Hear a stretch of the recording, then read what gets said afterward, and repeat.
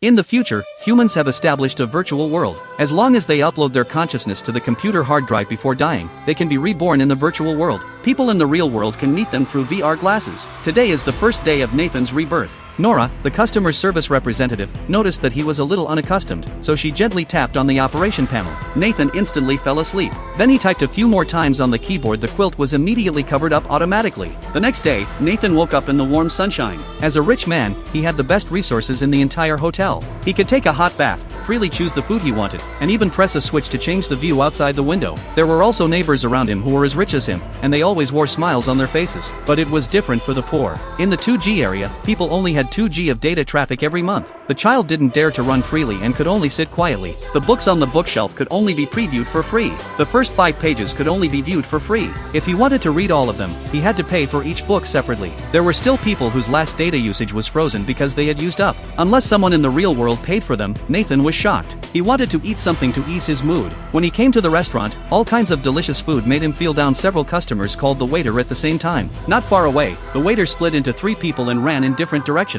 He quickly picked up the plate and was about to eat when the announcement came. It's 10 a.m. Breakfast is over. In an instant, all the food and the waiter vanished. Also late was a blonde man. He walked to a cabinet and opened and closed the door 5 times hard. A loaf of bread appeared beside the cabinet door. It turned out that this was a bug in the program, allowing for unlimited use of small bread. Feeling depressed, he had no choice but to go out for a walk. But on the roadside, he found that even the leaves were controlled by the program. From time to time, the program would arrange for people to advertise for him. Even if he wasn't interested, the advertisers would keep talking non-stop. Moreover, because the program was running too much, the hotel had already experienced lag. Not only did the guests lag for a long time when jumping, even the waiters were stammering and couldn't speak clearly. He was on the verge of collapse. This virtual world was far from perfect as he had imagined. He wanted to return to the real world. Do you hope the future will be like this?